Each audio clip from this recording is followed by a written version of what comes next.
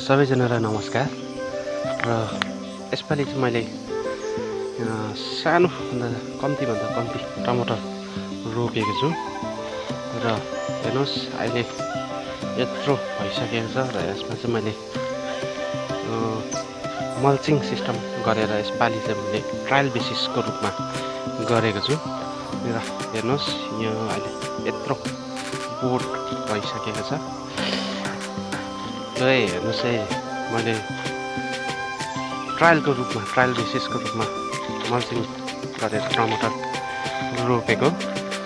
यो हेर्नुहोस् यसरी रोपेको छु र यहाँ चाहिँ पानी, यो चाहिँ के छ भने यो नल अनि पाइप मैले फिटिङ गरेको छु।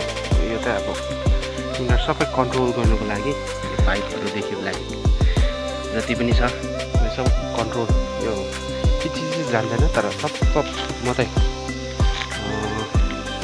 मानिलिउँ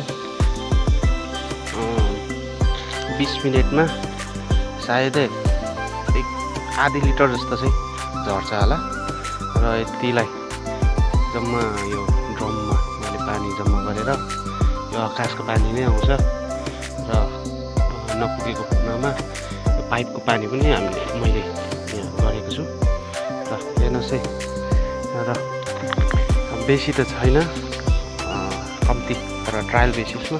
अब नेक्स्ट टाइम चाहिँ अब यो सक्सेस भयो भने चाहिँ अलिकति अब ठुलो फार्म गरौँ भन्ने सोचेको थिएँ र हेर्नुहोस् अहिले हुनु त हुँदैछ, यो मजाले नै सप्रिनु त सप्रिसकेको छ तर अब यसको फल चाहिँ कति लाग्छ त्यो चाहिँ हामीले हेर्नुपर्छ। र आजको भिडियोलाई यति नै राखेर तपाईँसँग बिदा लिन चाहन्छु।